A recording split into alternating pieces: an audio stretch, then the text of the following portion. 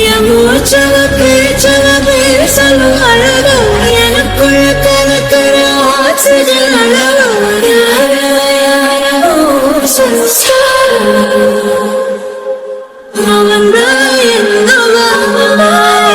முரளையவ கலையவ அழகிய நிலவவ நிழலிலும் ஜொலிக்கிற நிரந்தர ஒளியவ சரியவ தவறவ சிரிக்கிற சிரிப்புக்கு அவதான் காரணமா.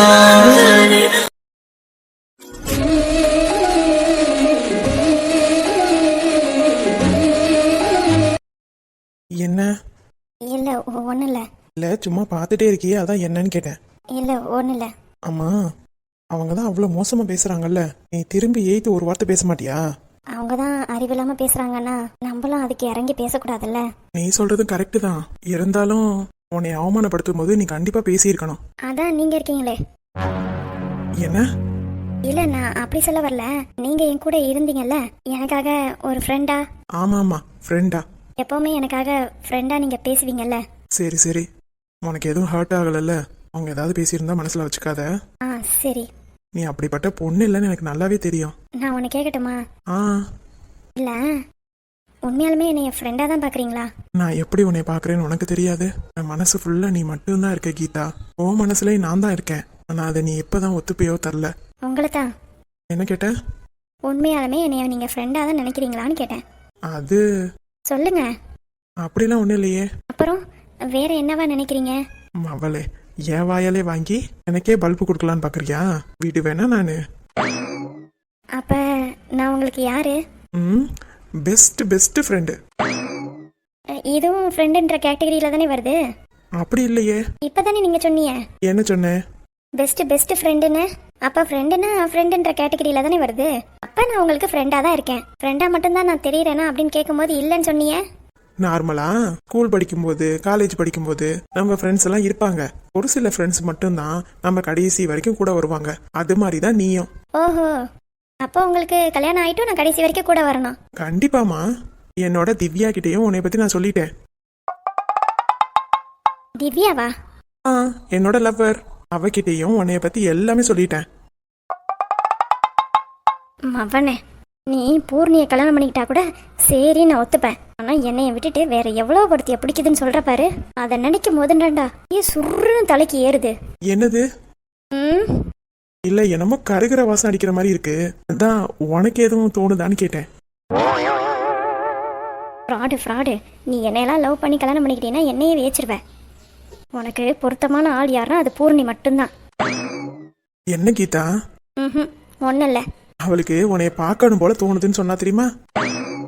அப்படியா? என்ன பொசுக்குன்னு அப்படியான்னு கேட்டுட்டா உடனே வாங்க பார்க்க போலான்னு சொல்லிடுவாளோ? எனக்கும் அவங்கள பார்க்கணும் போல தோணுது. என்னையும் கூட்டிட்டு போறீங்களா? ஆத்தி, கண்டிப்பா கூட்டிட்டு போறேன். இப்ப அவ கொஞ்சம் பிஸியா இருக்கா. ஆமா, அந்த திவ்யா என்ன பண்றாங்க? அவ காலேஜ் படிக்கிறாங்களா இல்ல வேலைக்கு போறாங்களா? ஏய் மக்கு, நான் இன்னும் படிச்சுட்டு தானே இருக்கேன். அப்ப அவளும் படிச்சுக்கிட்டு தானே இருப்பா. ஓ, நான் கூட அக்கா ஸ்தானத்துல இருக்கிறவங்கள போய் லவ் பண்றீங்களோன்னு நினைச்சிட்டேன்.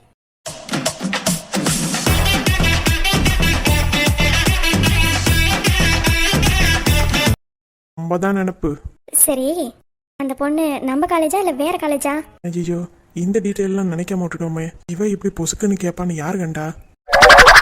சொல்லுங்க முரளி, உங்களை தான் கேக்குறேன். அது அவ நம்ம காலேஜ்லாம் இல்ல. அப்படியா? ஆமா, நம்ம காலேஜா இருந்தா எந்நேரம் உங்ககிட்ட காமிச்சிருக்க மாட்டேனா? ஆமால, அத நான் மறந்தே போயிட்டேன். சரி, என்ன படிக்கிறாங்க? பா கேள்வி கேட்டுக்கிட்டே இருக்காப்பா. என்ன படிக்கிறாங்கன்னு கேட்டேன். அவ காலேஜ் தான் படிக்கிறா. காலேஜ்ல தான் என்ன படிக்கிறாங்கன்னு கேட்டேன். அவ பிசிஏ ஃபைனல் இயர். நல்ல மனுப்பறாரே. இவர் சொல்றதெல்லாம் உண்மையா இருக்குமா இல்ல பொய்யா இருக்குமா? நிஜமா, அவ பிசிஏ ஃபைனல் இயர் படிக்கிறா. ஓ, எந்த காலேஜ்? ஐயோ, காலேஜ் வந்து சாஸ்திரா காலேஜ். உண்மையாலுமே அங்கதான் படிக்கிறாங்களா? ஏன் கேக்குற? இல்ல, ஒன்னொன்னே யோசிச்சு சொல்றீங்களே, அதனால கேக்குறேன். போச்சுடா, உண்மையாலுமே சாஸ்திரா காலேஜ்ல தான் படிக்கிறா. ஓ சரி. என்னைய பார்க்கணும்னு சொன்னாங்கல்ல, ஒரு நாள் என்னை கூட்டிட்டு போறீங்களா? ஆ தாராளமா கூட்டிட்டு போறேனே. இல்ல, எனக்கு ஒரு டவுட்டு. என்ன கீதா? இப்ப 2 நாள்ல பூர்ணி கூட நிச்சயதார்த்தம், இன்னும் 6 மாசத்துல கல்யாணம்னு அவங்க அம்மா சொன்னாங்க. ஆமா, அப்படி இருக்கும்போது திவ்யா அப்படி? கரெக்டா கேக்குறாளே. அந்த 2 நாளுக்குள்ளார உனக்கு புரிஞ்சிடாதா அப்படின்னு தான் நினைச்சுக்கிட்டு இருக்கேன். ஹலோ, ஆ என்ன நான் கேட்க கேட்க அமைதியா இருக்கீங்க? ஒன்னும் இல்ல, பூர்ணிய கல்யாணம் பண்ணணுங்கிறது எங்க அம்மா அப்பாவோட விருப்பம். சரி. என்னோட விருப்பம் என்னன்னு உனக்கே தெரியும்ல. ஆ தெரியும் தெரியும். எது வரைக்கும் போகுதோ போகட்டும், அதுக்கப்புறம் நானாவே எங்க அப்பா அம்மா கிட்ட சொல்லிடுவேன். அப்புறம் பூர்ணியோட நிலைமை? அவளைதானே கல்யாணம் பண்ணிக்கணும்னு வந்தா, நான் ஒன்னும் அவளை கல்யாணம் பண்ணிக்கிறேன்னு சொல்லலையே. ஓ அப்படியா விஷயம்? என்னென்னலாம் பேசி சமாளிக்க வேண்டியதா இருக்கு. ஒரு மாதிரி டவுட்டா பாக்குறா. நம்ம பேசுறதெல்லாம் பொய்ன்னு கண்டுபிடிச்சிருப்பாளோ? சேச்சே, அப்படிலாம் ஒன்றும் தெரியல.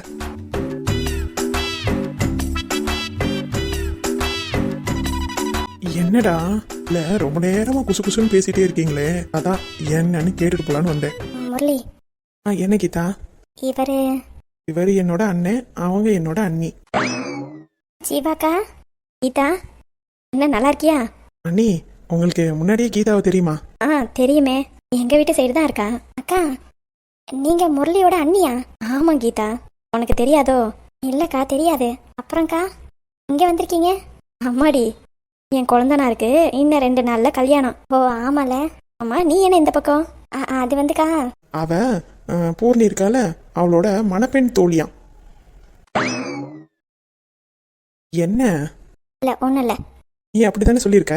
ஆமா ஆமா, நான் அவளோட மணப்பெண் தோழி தான். பாத்தீங்களா நீ, நான் சொல்லல. சரி சரி. டேய், கே நின்று ரொம்ப நேரமா பேசிக்கிட்டு இருக்காம அந்த ஆளு வேற பாத்துக்கிட்டே இருக்கான். வா, நம்ம நகை எடுக்கிறது என்ன ஏதுன்னு பாப்போம். அந்த ஆளு பார்த்தா என்ன, பார்க்கலன்னா எனக்கு என்ன? அவன் பார்க்கணும் தானே நான் நின்றுக்கிட்டு இருக்கேன். டேய், உனக்கு என்ன கிறுக்கா பிடிச்சிருக்கு? இங்க பாருடா, நீ உன் வேலையை பாரு, நான் என் வேலையை பாக்குறேன். சொன்னாவே புரிஞ்சுக்க மாட்டான். நீ வா. என்னங்க? நீ வா. இவன் கூட நின்றுட்டு இருந்தோன்னு வையி, இவன் பண்ற சதிக்கு நம்மளும் கூட்டுன்னு நினைச்சுப்பாங்க. ஏங்க அப்படிதான் இல்லைங்க. எனக்கு நீ முக்கியமா? இப்ப நான் கூப்பிடுறேன், வரியா வரமாட்டியா? ஷோ சரி கீதா, நான் வரேன். சரிங்கக்கா. உங்க அண்ணன் தானே, அவரையே உங்க மேல அவ்வளோ கோவமா இருக்காங்க? எனக்கு தெரியல. ம்.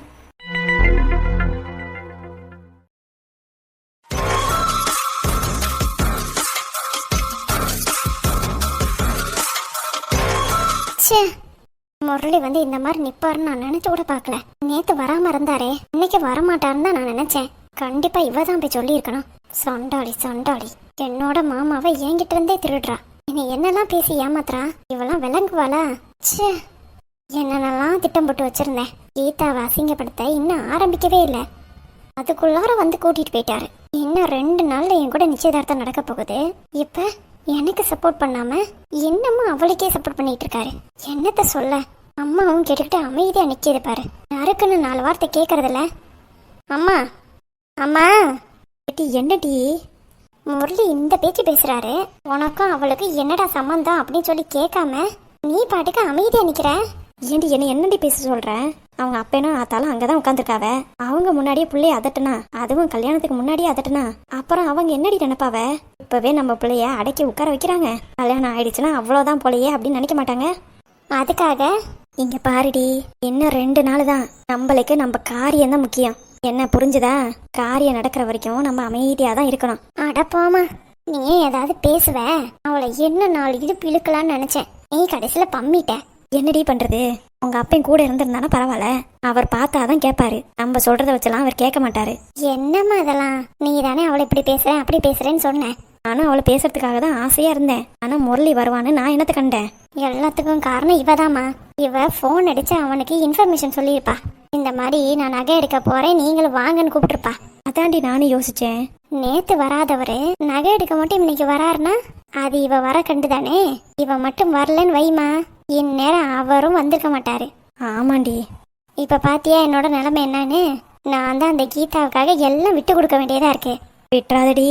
இப்ப நான் உட்காந்துருக்கேன் பாரு, அது மாதிரிதான் நீயும் உட்காந்துருக்கணும். என்னம்மா சொல்ற? உங்க அப்பா கல்யாணத்துக்கு முன்னாடி பூர்ணின்னு ஒரு பொண்ணை லவ் பண்ணியிருக்காரு. ஆமா.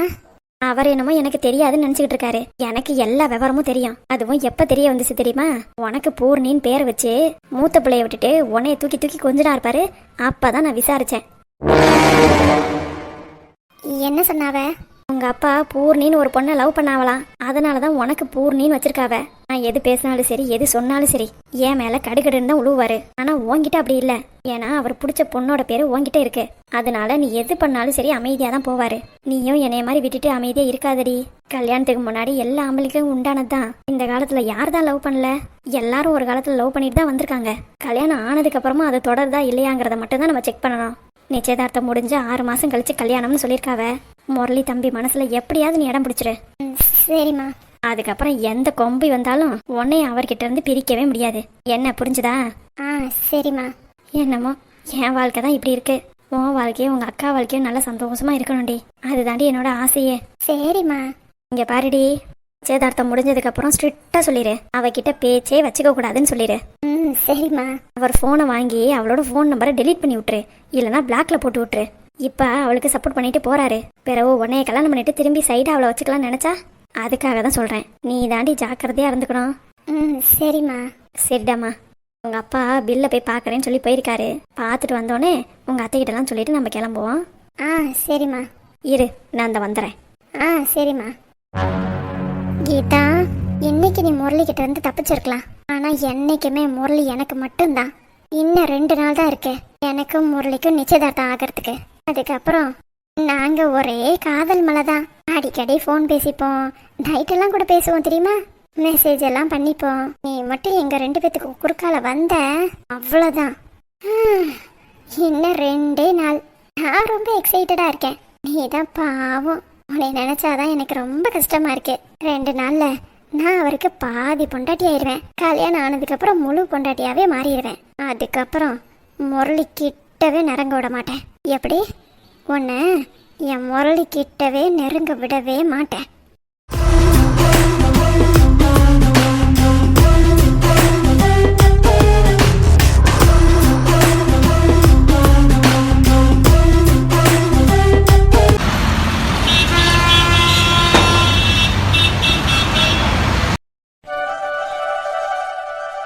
ஏங்க, நம்ம சத்யாவுக்கு கல்யாணம் ஆக போகுதுங்க. ஐயா ஆமாண்டி, இதே என்னமோ புதுசா சொல்லிக்கிட்டு இருக்க? இல்லைங்க, நம்ம பிள்ளை சின்ன வயசுல இருந்து நம்ம கூடவே இருக்காளா. இன்னமும் எனக்கு அவ குழந்தை மாதிரி தாங்க தெரியறா. உனக்கு மட்டுமா? எனக்கும் அப்படிதான். பாத்தியலா, நான் கூட எனக்கு தான் தோணுதோன்னு நினைச்சேன். அடியே கிறுக்கி, நம்ம பிள்ளை என்னைக்கும் நம்மளுக்கு குழந்தை மாதிரி தான். எவ்வளவு வருஷம் ஆனாலும் என்னடி பண்றது, ஒரு வயசு வந்துருச்சுன்னா கல்யாணம் பண்ணி கொடுத்து தானே ஆகணும். ஆமாங்க, எங்க அப்பாவும் என்னை அப்படிதான் நினைச்சாங்க. பாத்தீங்களா? உங்க அப்பாலாம் உன்னை அப்படி ஒண்ணு நினைக்கல, நீ வளர்ந்தாதானே நினைக்கிறதுக்கு. ஓ, அப்பா நான் குட்டச்சின்னு சொல்ல வரிய? நான் மட்டும்தான் அப்படி சொல்லுவேனா என்ன? ஊர்ல உள்ளவ எல்லாரும் அததான் சொல்லுவாவ. ஐயா அப்படியே பனைமரத்துல பாதி இருக்கிய. என்னைய சொல்ல வந்துட்டாரு. நல்லா தொப்பையும் தொந்தியுமா வயிற்ற தள்ளிக்கிட்டு உங்களை போய் கண்ணாடியில பாருங்க. உங்களுக்கு நான் எம்புட்டோ பரவாயில்ல, நல்ல கலரா சிக்குன்னு இன்னும் சின்ன பிள்ளையாட்டம். ஆமா ஆமா, இன்னும் 10 கல்யாணம் பண்ணலாம் பாரு. வேணா, என்னை ஏதாவது சீண்டினீங்க அப்புறம் ஏதாவது சாபம் கொடுத்து விடுவேன். அப்படி வேணா தாயி. அந்த பையன் இருக்கட்டும். உங்க அப்பறே உன்னை வச்சுக்க முடியாம தான் என்கிட்ட தள்ளனா. ஏங்க நீங்க ரொம்ப ஓவரா போறிய. சரி சரி, இதுக்கு மேல நான் எதுவும் பேசல, போதுமா? ஏங்க, கல்யாணம் நம்ம தானே பண்ணுவோம். பின்ன பக்கத்து வீட்டுக்காரனா பண்ணுவான்? இங்க பாருங்க, நான் ரொம்ப சீரியஸா பேசிக்கிட்டு இருக்கேன். எதையாவது சொல்லி என்னை வம்புத்திய. சரிம்மா, நான் எதுவும் சொல்லல. சரி சொல்லுங்க. நம்ம பொண்ணு கல்யாணத்தை நம்ம தானே பண்ணணும். ஆமாண்டி. அதுக்கெல்லாம் காசு என்ன வருது ஏது வருதுன்னு சொல்லி பாத்தியலா? அது வந்து அதெல்லாம் பாத்துறாதிய. நீ நக்கல் அடிக்கிறதுலயே குறியா இருங்க. கல்யாணம் காட்சின்னா எம்புட்டு செலவாகுது தெரியுமா? பட்ஜெட் போட்டு கல்யாணமா என்ன ஏதுன்னு என்ன நீங்க தானே சொல்லணும். நீங்க பாட்டுக்கு பேசாண்டு இருக்கீங்க. இன்னும் 15 நாளையில கல்யாணத்தை வச்சுக்கிட்டு.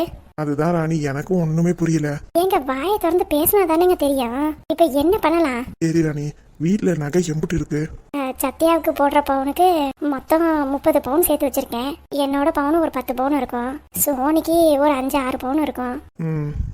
மொத்தமா சேர்த்தாலுமே ஒரு 50 பவுன் கிட்ட வருமா? தெரியலங்க, வீட்டு போட்டு பார்த்தாதான் தெரியும். ஆமா, எதுக்கு இதெல்லாம் கேக்குறீங்க? இல்ல இல்ல, வீட்டுல நகை இருக்கா இல்ல எதுவும் எடுக்கணுமான்னு தெரிஞ்சுக்கிறதுக்காக தான் கேட்டேன். ஓ, ஏங்க சத்யாவுக்கு 30 பவுன் போதும் தானே? போதும் போதும். பவுனு ஓகே. இப்ப கல்யாண செலவுல இன்னைக்கு ட்ரெஸ் எடுக்கணும்னு சொல்லியாச்சு. இந்த மாப்பிள்ளை தம்பிக்கு போன் அடிச்சிட்டீங்களா இல்லையா? போன் அடிச்சிட்டேன், வந்துட்டே இருப்பாவ. சரிங்க.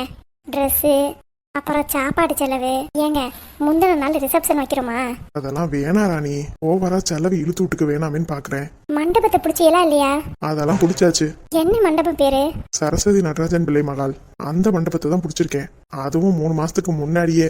அடியாத்தி, ஏங்க மண்டபத்துக்காக இவ்வளோ டிமாண்டு? ஆமாமா, கல்யாணம்னா 6 மாசத்துக்கு முன்னாடி புக் பண்ணிடணுமா. நல்ல வேலை, பெரிய மண்டபமா நம்மளுக்கு கிடைச்சிருக்கு. சரிங்க, மண்டபத்துக்கு ரூபா கொடுத்துட்டீங்களா? 10,000 ரூபாய் கட்டியிருக்கேன், அது அட்வான்ஸ் தான். மேற்கொண்டு 20,000 ரூபாய் கட்டணும். சரிங்க, அது கல்யாணம் முடிச்சுட்டு கொடுக்கலாம்ல? எங்க அந்த ஆள் கல்யாணத்துக்கு காலையிலே கொண்டு வந்து 10,000 வைக்கணுங்கிறான். ரொம்ப கராரா இருப்பாரோ. நம்ம வேணா வேற மண்டபத்துல பார்க்கலாமா? அதெல்லாம் வேணா ராணி, முன்னாடியே எல்லாத்தையும் யோசிச்சு புக் பண்ணிருக்கணும். ஓ, அப்படி சொல்ல வரீங்களோ? ஆமா ஆமா. அப்புறம் சாப்பாடு செலவு, பிபி டும் செலவு, அப்புறம் துணி எடுக்கிற செலவு. ஏங்க சீர் ஜாமான் என்னங்க கொடுக்கறது? அதையும் நான் மாப்பிள்ளை கிட்ட கேட்டுட்டேன். வீட்டுல பாத்திரம் பண்ட எல்லாம் இருக்கான். நீங்க சத்யாவை கட்டண புடவையோட அனுப்பி விட்டா கூட ஓகேங்கிறாரு. ஏங்க அவர் அப்படிதான் சொல்லுவாரு. அப்படி இருந்தாலும் நம்ம பொண்ணுக்கு கொடுக்கறது கொடுத்துதானே ஆகணும். அதை தாண்டி நானும் சொன்னேன். சொல்லிட்டியல, இன்னுமே அவகிட்ட எதுவும் சொல்லாதிய. நம்ம பண்றதை பண்ணி தான் ஆகணும். எல்லாத்தையும் கூட்டி கழிச்சு பார்த்தா தோராயமா ஒரு 3 லட்சம் செலவாகும்னு நினைக்கிறேன். ஆமா ஆமா, அதே நானும் போட்டுட்டேன். கையில காசு அவ்வளவு இல்லையேங்க. ஆமா ராணி, வெறும் 60,000 ரூபாய் 70,000 ரூபாய் மட்டும்தான் இருக்கு. 3 லட்சம் வரைக்கும் அமௌண்ட் போகுது. அப்படி இருக்கும்போது நம்ம மீதி இருக்கிற அமௌண்ட்டை எப்படிங்க புரட்டுறது? அதான் லட்சுமி, எனக்கு ஒன்றும் புரியல. ஏங்க நான் வேணா மாப்பிள்ளை கிட்ட. மாப்பிள்ளை தான் கல்யாண செலவு எல்லாத்தையும் பண்ணுவாரு. வாங்க மாப்பிள்ளை உட்காருங்க. இல்ல பரவாயில்ல மாமா, இருக்கட்டும். ராணி, மாப்பிள்ளைக்கு சேர் எடுத்து போடு. சரிங்க. உட்காருங்க மாப்பிள்ளை. உட்காருங்க மாப்பிள்ளை. சரிங்க அத்தை. மாமா, சொல்லுங்க மாப்பிள்ள. நான் வரதுக்கு முன்னாடி எல்லாத்தையும் கேட்டுக்கிட்டு தான் இருந்தேன். 3 லட்சம் தானே, என் சத்யாக்காக நான் 30 லட்சம் கொடுக்க கூட தயாரா இருக்கேன். நீங்க எதுக்கும் கவலைப்படாதீங்க. பணத்தை என்கிட்ட இருந்து வாங்குறேன்னு நீங்க ஒன்றும் வருத்தப்படாதீங்க மாமா. எல்லாம் எதுக்காக செய்றீங்க? என்னோட கல்யாணத்துக்காக தானே. என் கல்யாணத்தை நானே பண்ணிக்கிறேன். நீங்க தயவு செஞ்சு கஷ்டப்படாதீங்க. அது மாப்பிள்ள, நீங்க எதுவும் பேசாதீங்க மாமா. இல்ல மாப்பிள்ள, கல்யாணம் முறைப்படி பொண்ணு வீட்டில் தான் செய்வாவ. இப்ப மாப்பிள்ள நீங்க செலவு எடுத்து செஞ்சீங்கன்னா எங்க சொந்தக்காரங்களுக்குலாம் தெரிஞ்சா அசிங்கமா போயிடும். அதனாலதான் நான் யாருக்கிட்டையும் எதுவும் சொல்ல மாட்டேன். நீங்களும் சொல்லாம இருந்தீங்கன்னா யாருக்கு என்ன தெரிய போகுது? இல்ல மாப்பிள்ள, அத்தை மாமா, எனக்கு அம்மா அப்பா இல்ல. உங்களை தான் நான் அம்மாவாவும் அப்பாவாவும் நினைக்கிறேன். நான் செய்யற உதவி உங்களுக்கு வேணானா அப்ப நீங்க என்னைய பிள்ளைய ஏத்துக்கலன்னு தானே அர்த்தம்? இல்ல மாப்பிள்ள, நாங்க அப்படி சொல்ல வரல. மாமா, நீங்க என்னை என்னவா பாக்குறீங்கன்னு எனக்கு தெரியல. என்கிட்ட இருந்து பணத்தை வாங்குறது உங்களுக்கு கூச்சமா தெரிஞ்சதுன்னா பரவாயில்ல மாமா, நான் ஒதுங்கி இருக்கேன். அப்படி இல்ல மாப்பிள்ள. இன்னும் என்ன மாமா? ஏங்க, என்ன ராணி? தம்பி தான் இம்புட்டு தூரம் சொல்லுதில்ல, நம்ம வாங்கிக்குவோங்க. எல்லாம் நம்ம பிள்ளைங்களுக்காக தானே. நீங்களும் கடனோட வாங்கி அதுக்கப்புறம் அதை கடனை அடிக்கங்காட்டியும் நம்ம சோனி கல்யாண ஏஜுக்கு வந்துருவா. அப்புறம் திரும்பியும் கடனை வாங்குவீங்க. தம்பி தான் இம்புட்டு தூரம் சொல்லுது இல்லைங்க. இல்ல ராணி. ஏங்க சொல்றத கேளுங்க. சரிம்மா, சரிங்க மாப்பிள்ள, நீங்களே உங்க தலைமையிலேயே இந்த கல்யாணத்தை நடத்திடலாம். மாமா, பணம் மட்டும்தான் நான் உங்களுக்கு கொடுக்க போறேன். மற்றபடி என் தலைமையில எல்லாம் நடக்கணும்லாம் இல்ல. நீங்க தான் முன்னே இருந்து எல்லாமே நடத்தி வைக்கணும். சரிங்க மாப்பிள்ள. முகூர்த்தத்துக்கு இன்னைக்கு புடவை எடுக்கிறதா சொல்லியிருந்தீங்க. ஆமா மாப்பிள்ள. எப்ப கிளம்பணும்? சத்யா கிளம்பணும்னு கிளம்பிடலாம். சத்யா கிளம்பிட்டாளா? என்ன இல்ல தம்பி. அப்படியா? அத்தை, உங்களுக்கு தப்பா நினைச்சுக்கலன்னா நான் போய் சத்யாவை பார்க்கட்டுமா? தாராளமா போய் பாருங்க தம்பி. சரிங்க அத்தை, ரொம்ப தேங்க்ஸ் அத்தை. நல்ல பையன், சத்யாவுக்கு நல்ல பையனா அமைஞ்சிருக்கு. ஆமா பத்தியா, நல்ல குணம் இல்ல. பணம் இருக்குன்னு திமுறல பண்ணாம பணத்தை விட மனுஷங்க தான் முக்கியம்னு நினைக்கிறாரு. உண்மையாலுமே சத்யா கொடுத்து வச்சவ. ஆமாங்க.